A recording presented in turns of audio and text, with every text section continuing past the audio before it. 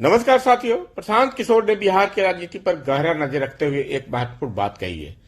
उनके अनुसार इस बार के विधानसभा चुनाव में 60% से अधिक विधायक अपनी सीटें हार सकते हैं।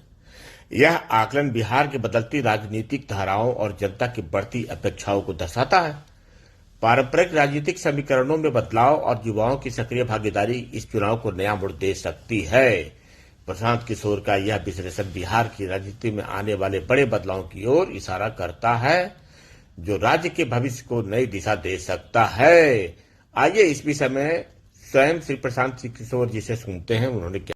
बिहार में 2/3 से ज्यादा जनता आज ये चाहती है कि बदलाव हो।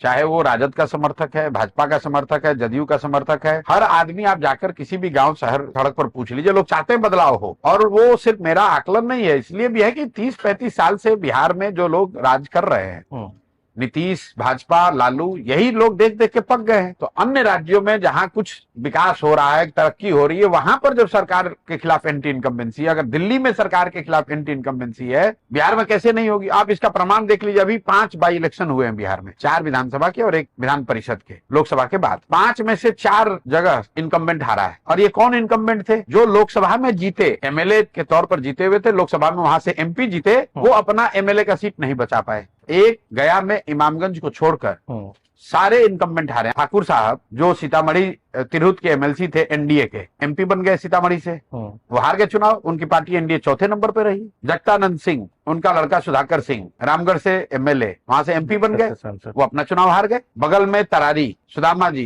तरारी में एमएलए थे, एमपी बन गए, वहां सीपीआई-एमएल चुनाव हार गई। गया में सुरेंद्र यादव एमएलए थे, बेलागंज से एमपी बन गए, वहां बेलागंज में सुरेंद्र यादव का लड़का चुनाव हार गया। जो भी इनकम्बेंट है उसके खिलाफ वोट पड़ेगा। अब वो वोट किसको पड़े उस पर विवाद हो सकता है, उस पर बहस हो सकती है, वो अभी समय निर्धारित करेगा। लेकिन जो इनकम्बेंट है वो तो निश्चित हार रहा है, और 2/3 से ज्यादा इनकम्बेंट हारेंगे इस बार, वो किसी दल के हों। वो सारा फैक्टर है, इसलिए आपको जो 2025 के चुनाव होंगे उसमें आपको आमूलचूल परिवर्तन दिखेगा। बिहार से अप्रत्याशित नतीजे दिखेंगे, और मेरा पूरा विश्वास है कि जनसुराज की सरकार, पूर्ण बहुमत से जनसुराज की सरकार बने।